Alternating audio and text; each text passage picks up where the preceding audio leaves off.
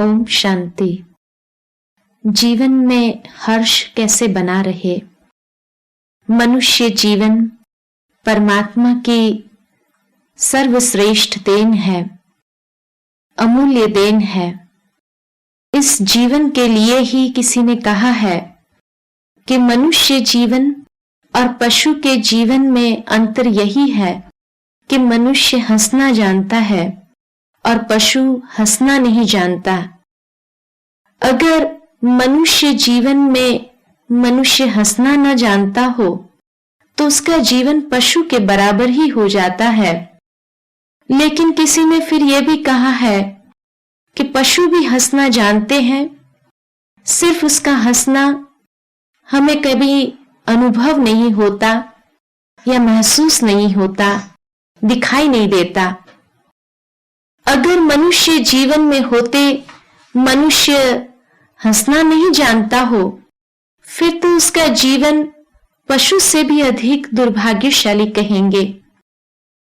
हंसना ये मन के हर्ष की स्थिति है, निशानी है। हंसने के लिए मुख्य साधन है ईश्वरीय ज्ञान एवं योग। परंतु योग में ईश्वरीय स्मृति में मन को एकाग्र करने के लिए भी मन की प्रसन्नता अति आवश्यक है। अगर मन प्रसन्न नहीं है, दुख, खेद, चिंता, अफसोस आदि स्थिति में है, तो मनुष्य परमात्मा की स्मृति में अपने मन को एकाग्र नहीं कर पाता और इसलिए उसके परमात्मा के याद करने की विधि में भी रूपरेखा में एक अंतर आ जाता है। वो वहां भी याद करने के बजाय फरियाद में ही अपने समय को व्यतीत करता है। बार बार वही बातों को मन के अंदर दोहराता रहता है और इसलिए मन की एकाग्रता को बना नहीं पाता। हर्ष के लिए मुख्य आधार क्या और क्यों मन हर्ष में नहीं रह पाता, उसका कारण क्या है? मुख्य कारण यही है कि जब मनुष्य जीवन में कोई न कोई बात की अप्राप्ति की महसूसता या कमी की महसूसता या कुछ छीन जाने का अनुभव होता है, तभी मन हर्षित नहीं रह सकता है, प्रसन्न नहीं रह सकता। जैसे किसी व्यक्ति के व्यापार में अगर उसे हानि हो जाए, नुकसान हो जाए, तो कितने उसके मन के विचार चलने लगते हैं, कैसा क्यों हुआ, ऐसा नहीं होना चाहिए, और दुख चिंता में वो डूब जाता है। इसी प्रकार किसी अति निकट के संबंधी की मृत्यु हो जाना, तभी भी मनुष्य दुख एवं दर्द की महसूसता करने लगता है। ऐसे ही किसी के पद के छिन जाने पर भी उसकी मन की स्थिति प्रसन्न नहीं रह सकती है। तो जब व्यक्ति जीवन में कुछ छीन जाने का अनुभव करता है, तभी मन प्रसन्न नहीं रह पाता। तो प्रसन्न रहने के लिए भी भले जीवन में परिस्थितियां तो अनेक आती है, लेकिन हर परिस्थिति में हर एक मनुष्य का एक जैसा ही दृष्टिकोण हो, ऐसा भी नहीं हो सकता। जैसे किसी व्यक्ति के पास 10 लाख रुपए हो और 10 लाख रुपए में से 1 लाख छीन जाए, तभी वो जो 9 लाख है उससे अपने मन में संतोष नहीं रख पाता, लेकिन वो 1 लाख छीन जाने पर इतना दुखी हो जाता, इतना चिंतित हो जाता। और किसी के पास 1000 ही हो और उसमें से कुछ रुपए उसके छीन जाए, तभी भी वो अपने हर्ष की स्थिति को बना पाता है। यही अंदर में धैर्यता और संतोष रखते हुए कि चलो हमने ही कमाया था और हमसे ही चला गया, आगे सावधान रहेंगे, आगे दोबारा ये गलती न हो। और इस प्रकार अपने मन की स्थिति को प्रसन्न रखते हुए वह फिर से पुरुषार्थ करने की प्रबल इच्छा को लेकर के उसमें जुट जाता है। इसलिए हरेक का दृष्टिकोण एक जैसा हो ये भी नहीं कह सकते हैं, लेकिन जैसे मनुष्य का दृष्टिकोण होता है परिस्थितियों के प्रति, वैसे ही उसके मन की स्थिति को वो बना सकता है।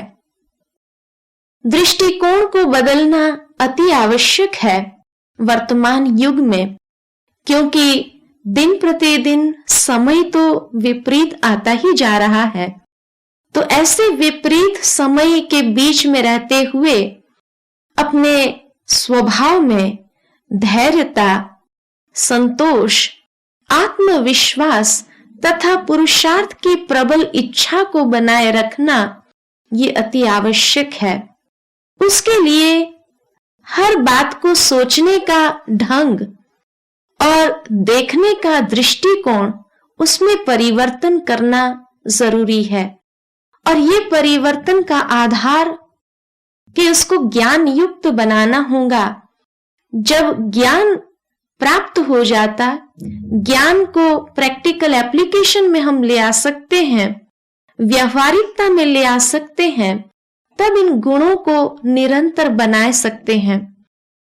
विशेषकर धैर्यता मनुष्य को आशा की एक नई किरण देता है। जैसे एक राजा की कहानी याद आती है कि एक बार एक राजा मन से ही हार मान करके हाथ पर हाथ लगाए बैठ गया और इतना उसके मन में उदासी छा गई कि शायद मैं अपना राज्य गंवा बैठूंगा। और ऐसे में जब बैठा था, सामने उसने एक मकड़ी को देखा कि मकड़ी बार बार पुरुषार्थ कर रही थी चढ़ने का, और चढ़ते कई बार वो गिर गई, लेकिन फिर चढ़ना उसने छोड़ा नहीं और आखिर वो मकड़ी चढ़ जाती है, सफल हो जाती है। जब राजा ने ये बात ध्यान से देखी तो उसके मन में भी आशा की एक नई किरण आई और फिर से वो पुरुषार्थ में जुड़ गया और आखिर उसने विजय को हासिल कर लिया। कहने का भावार्थ कि जब धैर्यता मनुष्य जीवन में आ जाती तो उस धैर्यता के आधार पर पुरुषार्थ को छोड़ता नहीं है, परंतु पुरुषार्थ में वो आगे बढ़ने की चेष्टा करता है और अंत में सफल हो ही जाता है। उसी के साथ साथ धैर्यता का गुण जो है उसका निकट साथी कहूं संतोष है। कहा ही जाता है संतोषी नर सदा सुखी। जब जीवन में संतोष है तो कई प्रकार की अपनी शक्तियों को व्यर्थ गंवाते हुए हम बचा सकते हैं और जीवन में आगे बढ़ सकते हैं। लेकिन अगर संतोष नहीं है तो मन के हर्ष की स्थिति कभी नहीं रह सकती है। तो इसलिए ये जो कहावत है कि संतोषी नर सदा सुखी, संतोष ये मन की स्थिति के साथ बहुत गहरा संबंध रखता है और इसलिए संतोष को बनाए रखने से मन की स्थिति को हम निरंतर एकरस बना सकते हैं। और उसी के साथ साथ तीसरा गुण जो आवश्यक है वो है उपराम अवस्था। कि परिस्थितियां तो अनेक आती ही है, घटनाएं मनुष्य के आसपास हर रोज घटती रहती है, लेकिन अगर उस घटना से अपने मन की स्थिति को उपराम नहीं कर सकता तो वो घटना को बार बार सोचते रहने से वो कभी घटती नहीं है। घटना यही कहा गया है, यानी वो घटना का चिंतन इतना उसको सोचने से मजबूर कर देता, उसकी मन की स्थिति को दुखी करता है कि वो घटने का नाम नहीं लेती, वो कम होने का नाम नहीं लेती है। तो इसलिए व्यक्ति को उपराम होना बहुत आवश्यक है और यही ज्ञान और योग के माध्यम से सिखाया जाता है कि कैसे घटनाओं के बीच में रहते हुए भी मन की स्थिति को हम उपराम रखें, ताकि वो घटना हमारे मानसिक शक्तियों को घटाती नहीं लेकिन और ही बढ़ावा दे सकती है। दूसरा घट हृदय को भी कहा जाता है, अर्थात जब घटनाओं के चिंतन में मन को लगाते रहते हैं, उसी बात की स्थिति में मन को उलझाते रहते हैं, तो कई बार सुनने में आता है कि फलानी घटना को लेकर के मनुष्य का हार्ट फेल हो गया, उसको हृदय का दौरा आ गया और उस कारण उसने अपने जीवन को खत्म कर दिया, वो चला गया। कहने का भावार्थ कि जब वो मन की स्थिति उसको सह नहीं पाती है, इतना वो घटना का चिंतन करते करते दुखी हो जाता है कि उसमें उसने अपने शरीर को भी छोड़ दिया, जो अमूल्य देन है उस अमूल्य देन को भी गंवा दिया। तो इसलिए कहा जाता कि इन गुणों की धारणा के लिए मुख्य 5 बातों को ध्यान में रखना आवश्यक है। कौन सी 5 बातें? पहली बात यह ध्यान में रखना आवश्यक है कि कर्म और फल, मनुष्य जो कर्म करता है उसका फल उसको निश्चित प्राप्त होना ही है, जिसके लिए ही गीता में भी कहा गया है कि हे अर्जुन, तुम कर्म किए जा, फल की इच्छा मत रख।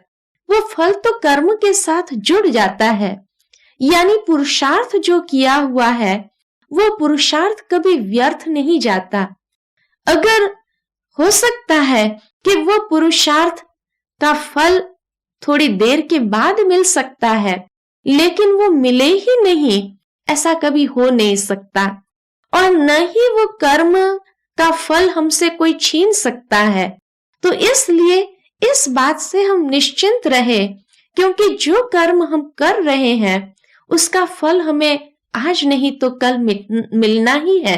तो इसलिए कैसी भी घटनाएं हो, कैसी भी परिस्थिति हो, लेकिन हम कर्म करना यानी श्रेष्ठता हमारे कर्म में न छोड़े। जब श्रेष्ठ कर्म किए जाते हैं तो वो फल अवश्य मिलना ही है, आज नहीं तो कल। तभी तो कहा कि मनुष्य जब पुरुषार्थ करता ही जाता है तो प्रारब्ध उसको मिलता ही है, और वो प्रारब्ध पाने में जो हर्ष महसूस होता, वही हर्ष अगर पुरुषार्थ करते समय उसका बना रहता है तो वह बहुत अच्छी तरह से वो कर्म कर सकता, और वो कर्म की जो रिटर्न में उसकी भाग्य या फल कहो, ये भी बहुत सुंदर उसको प्राप्त हो जाता है। दूसरी बात जो ध्यान में रखने की है वो है कि ये संसार एक नाटक है, ड्रामा है, और उसमें हर आत्मा का अपना अपना पार्ट है, वो अपना पात्र निभाता है, और हर आत्मा का जो पार्ट है वो एक से न मिले दूसरे का। हर आत्मा का पार्ट भिन्न है, कोई आत्मा एक जैसी हो नहीं सकती। हर एक की आकृति, हर एक की प्रकृति, हर एक के स्वभाव, हर एक का संस्कार, सब कुछ भिन्न है। एक जैसा हो फिर तो ये ड्रामा निरस हो जाए। इस ड्रामा को कई बार मनुष्य खेल भी समझता है, और कहने में भी यही कहता, ये खेल है, संसार का खेल है जिसमें हमें खेलना है। तो खेल में तो अवश्य कभी हार होती, कभी जीत होती, लेकिन हारने वाला मनुष्य भी उस हार से दुखी नहीं हो जाता, लेकिन आगे जीतने की एक उम्मीद रखता है। इसी प्रकार ये संसार के खेल में भी ऊंचाई नीचाई परिस्थितियां जो आती है, उस समय अगर हम यही समझे कि ये हार सदा के लिए हार नहीं है, कुछ समय के लिए, हाँ, ये कुछ सिखाने के लिए हमें अवश्य आई है, लेकिन उसके बाद हमारी जीत भी निश्चित है, तो कभी भी वो निरस या उदास नहीं हो सकता। तो इसलिए संसार को खेल समझना, इसे हार और जीत का खेल मानते हुए अगर हार हो भी गई तभी भी उसमें आनंद की स्थिति और उम्मीद को बनाए रखना ये बहुत जरूरी है। और उसी के साथ साथ ये भी हम जानते हैं कि जब हर एक का पाठ भिन्न है और दूसरा, एक घड़ी न मिले दूसरी घड़ी से, हर घड़ी भिन्न है, तो हर घड़ी जब भिन्न है तो एक जैसी घटनाएं घड़ी घड़ी जीवन में आए, ये तो हो नहीं सकती है। जो आई घटना वो सदा के लिए चली गई, ये सोच लेना और उससे हमेशा आशावादी बनना ये बहुत जरूरी है। तो जब ये बातों को स्मृति में रखते हैं तो जीवन में या मन की स्थिति को प्रसन्न हम बनाए रख सकते हैं। तीसरी बात जो जीवन में या ध्यान में रखने की है वो है आत्मशक्ति को बढ़ाना, आत्मविश्वास को बढ़ाना या अपने विल पावर को बढ़ाना। और इस विल पावर को बढ़ाने के लिए योग की शक्ति बहुत मदद करती है। जब मन को एकाग्र करने की विधि को सीख लेते हैं तो उस विधि के माध्यम से आत्मशक्ति को बढ़ा सकते हैं। जैसे कहा जाता है, संसार में ऐसी कोई भी चीज असंभव नहीं है। अगर मन की दृढ़ता है, अंदर में आत्मविश्वास है, तो आत्मविश्वास और दृढ़ता के माध्यम से मनुष्य प्रगति के शिखर तक पहुंच सकता है, ऊंचाइयों को प्राप्त कर सकता है। लेकिन कई बार जब आत्मविश्वास हमारा डगमगा जाता है, वो शक्ति अंदर में महसूस नहीं होती, तभी मनुष्य निराश हो जाता है। तो इसलिए मन की एकाग्रता से आत्मविश्वास और दृढ़ता को बढ़ा सकते हैं। चौथी बात जो जीवन में धारण में करनी है वह है सुख की अनुभूति के लिए सद्गुणों की धारणा आवश्यक है, क्योंकि सुख मन की प्रसन्नता से जुड़ी हुई है। सुख का आधार मन की प्रसन्नता है। तो अगर सुख की अनुभूति करनी है तो सद्गुणों को धारण करना अति आवश्यक है, क्योंकि प्रसन्नता ये भी एक गुण है। तो गुणों के आधार पर ही अनुभव होता है। कभी भी ये नहीं हो सकता कि नेगेटिव भावनाएं रख करके, नकारात्मक विचारधारा को रखते हुए सुख की अनुभूति किसी व्यक्ति ने की हो। नहीं, जैसी भावना होती है, जैसी विचारधारा होती है, वैसी ही अनुभूति जीवन में होती है। तो अगर सुख की अनुभूति करनी है, सद्गुणों को धारण करना अति आवश्यक है, क्योंकि सद्गुण और सुख जुड़ा हुआ है, दुर्गुण और दुख जुड़ा हुआ है। तो इसीलिए उसकी अनुभूति के लिए जो श्रेष्ठ गुण है, ज्ञान के आधार पर उन गुणों को जीवन में लाना, धारण करना सहज हो जाता है। और पांचवी बात जो जीवन में ध्यान में रखने की है वो यही है कि कभी भी ये सद्गुण कोई एक दिन में आ जाए ऐसा नहीं है, लेकिन उसके लिए निरंतर अभ्यास करना बहुत आवश्यक है। जितना ही उसके अभ्यासी बनते जाएंगे तो अभ्यास करते रहने से उसकी अनुभूति सहज हो जाती है। तो इसलिए निरंतर कभी भी ये ना समझे कि ये होगा ही नहीं हमसे, ये बहुत मुश्किल है। ऐसे नकारात्मक सोच चलाना ये कभी हमें उम्मीदवार नहीं बनाता है, ना उम्मीद पैदा कर देता है। इसलिए हाँ, कभी हो सकता है कि एक दो बार असफलता भी प्राप्त हो जाए, लेकिन वो असफलता सफलता की ओर ले जाने की उम्मीद को बढ़ाता है। और जितना इस उम्मीद को लेकर के हम निरंतर इसका अभ्यास करते रहते हैं, तो अभ्यास करने से संस्कारों में शुद्धि ले आना सहज हो जाता है। और तभी योग के माध्यम से संस्कारों को हम सहज परिवर्तन कर सकते हैं और मन की स्थिति को भी परिवर्तन कर सकते हैं। मन की स्थिति में सदा हर्ष, उमंग, उत्साह, प्रसन्नता बनाए रख सकते हैं और उसी आधार पर जीवन की जो ये अमूल्य देन है उसको हम सार्थक कर सकते हैं। नहीं तो इतनी अमूल्य देन को यूं ही जीवन में गंवा देते हैं और ऐसे ही मनुष्य का जीवन निरर्थक सिद्ध हो जाता है। लेकिन अगर इसको सार्थक बनाना है तो सार्थक बनाने के लिए समर्थ होना आवश्यक है, और समर्थ यानी शक्तिशाली बनने के लिए ज्ञान और योग यही मुख्य आधार है। अच्छा, ओम शांति।